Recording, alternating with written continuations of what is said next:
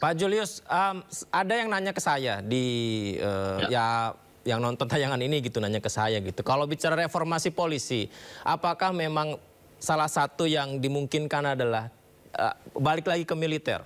Tidak lagi dari sipil langsung presiden ke polisi, apakah kembali ke TNI? Apakah sejauh itu? Itu bukan sejauh, tapi itu sudah melanggar khitofnya kalau kita bilang itu ya.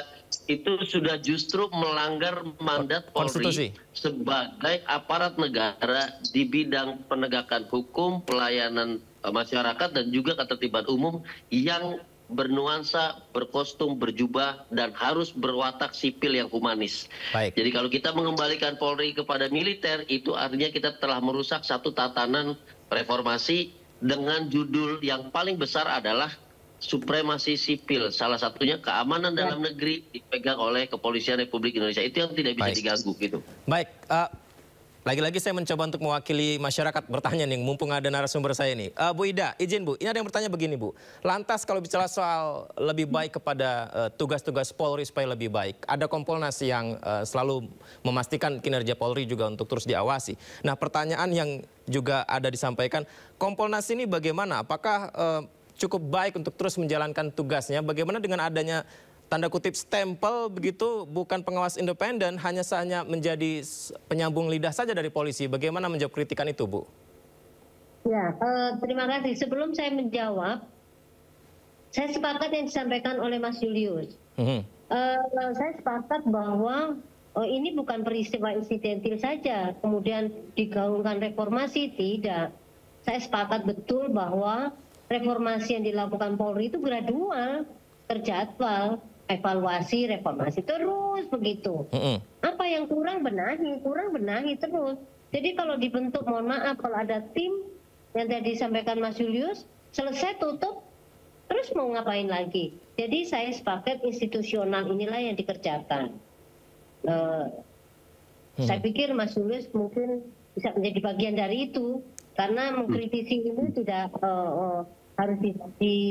harus jernih kita berpikirnya, dan saya melihat Mas Julius bisa melakukan itu dengan jernihnya. Nah, berkenaan dengan Kompolnas ini, Kompolnas memang dimandatkan juga hasil dari reformasi juga, supaya Polri ini ada pengawas eksternal, ada pengawas. Mandatnya adalah Kompolnas menjadi pengawas eksternal yang independen.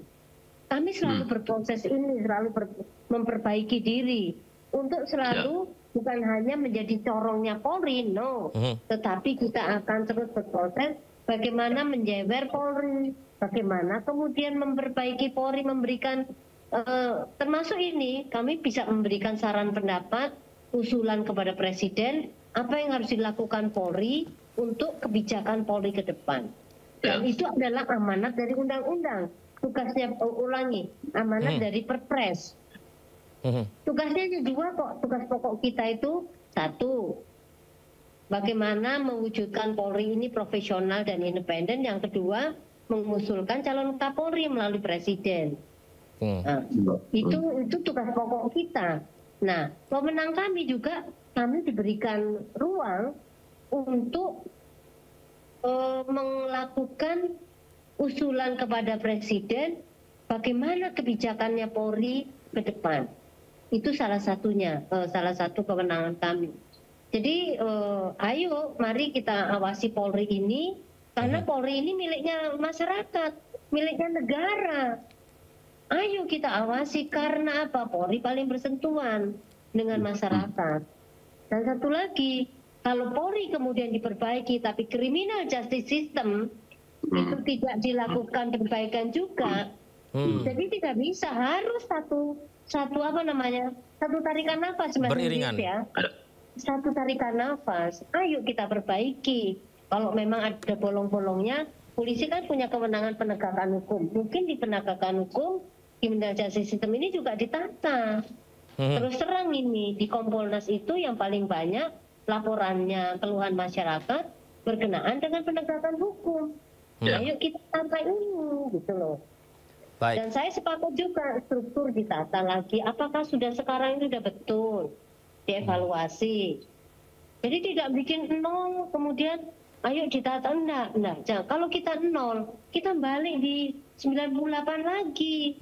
Jadi yang sekian tahun itu Mundur rasanya gitu. nggak ada artinya. Ayo kita mulai mana yang harus ditata lagi. Bu Ida, satu juga yang ingin saya tanya ke Kompolnas nih Bu, bagaimana Bu untuk memberikan masukan kepada Polri, misalkan ada yang bersoal begitu ya dari anggota Polri begitu, akan tetapi alasannya landasan melakukan hal tersebut adalah ikut atau takut dengan perintah atasannya Bu, sehingga ini menjadi sebuah kejahatan. Nah itu bagaimana masukannya Bu kepada polisi Bu? Ya, di peraturan Kapolri tentang kode etik, ya, itu sudah dibahas di dalamnya. Anggota Polri itu boleh tidak mengikuti perintah atasan kalau atasan itu melanggar. Kalau perintahnya melanggar undang-undang, itu sudah ada ketentuannya. Artinya ruang itu dibuka bagi anggota Polri yang atasannya menyuruh untuk melakukan satu kejahatan atau pelanggaran. Itu dibuka ruang boleh menolak. Sampai sebegitunya ada ruang itu dibuka. Nah tinggal kultur itu dibangun. Bisa enggak? Atau masih oiwo. Nah itulah yang harus dibangun. Saya sepakat sama Mas Yus mulai di lembaga pendidikan ini ditata ini. Di lembaga pendidikan ini. Baik, seru sekali, saya ingin sekali berbincang panjang, tapi sayang waktu kita terbatas. Tapi saya mungkin terakhir ke Pak Julius. Ini begini Pak Julius, ini juga menarik. Jadi kadangkala kan masyarakat ini nggak sedikit tuh yang ingin masalahnya itu cepat selesai, Mas Julius. Jadi menggunakan uang lah supaya kasusnya lebih cepat selesai ke oknum-oknum Polri yang delalahnya ada loh yang ternyata oknum ini menerima gitu. Nah kalau kayak gini, ini salah siapa nih? Ini polisinya atau warganya nih?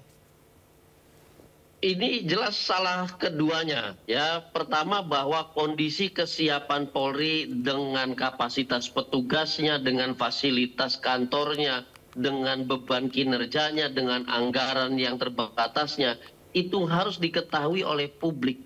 Sehingga publik memahami realita proses pemeriksaan yang ada di tangan Polri itu sendiri. Bahwa terjadi hal-hal yang kemudian di lapangan merasa ada undue delay sehingga no viral no justice, bahwa ada pungli dan segala macam. Ini harus dipandang sebagai satu peristiwa yang nantinya itu harus dibungkus dengan mekanisme pengawasan yang ketat. Apabila masyarakat memanfaatkan kondisi keterbatasan, kondisi kultur yang buruk segala macam, berarti masyarakat itu sedang menyiram bensin kepada api pelanggaran yang harusnya kita padamkan. Ini yang nggak boleh terjadi. Nah makanya tadi saya katakan, kita bicara agenda evaluasi dan perbaikan sistemik untuk Polri, berarti kita bicara menempatkan perspektif masyarakat di tengah-tengah reformasi Polri.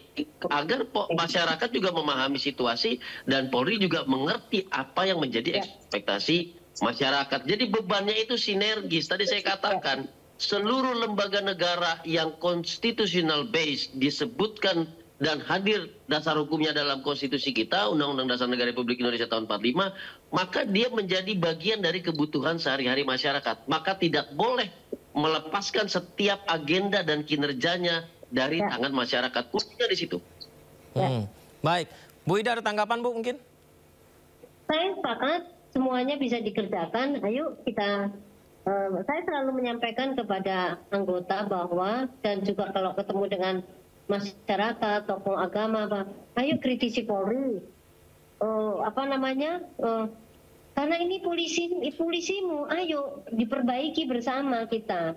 Makanya jangan lakukan seperti yang disampaikan Mas Julius tadi. Ayo kita perbaiki bersama, gitu loh.